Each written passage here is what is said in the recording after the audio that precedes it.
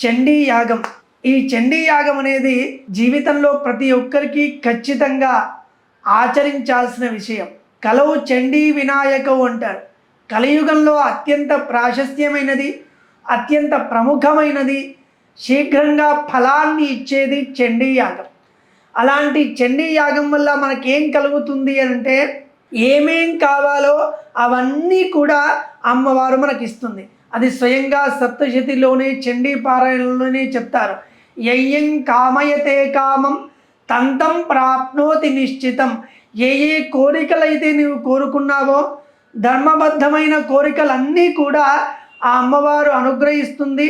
అమ్మవారు అనుగ్రహం వల్ల వాటన్నిటినీ కూడా మనం పొందుతాము అని చండీ సప్తశతిలోనే చెప్తారు.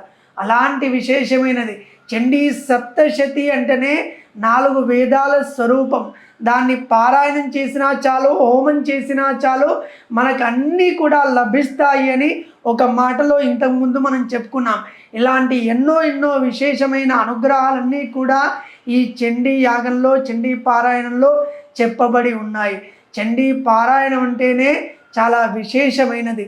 చండీ పారాయణము, చండీ హోమము ఇవన్నీ కూడా మనిషికి ఏమేం కావాలో అవన్నీ కూడా లభిస్తాయి చండీ హోమం ద్వారా.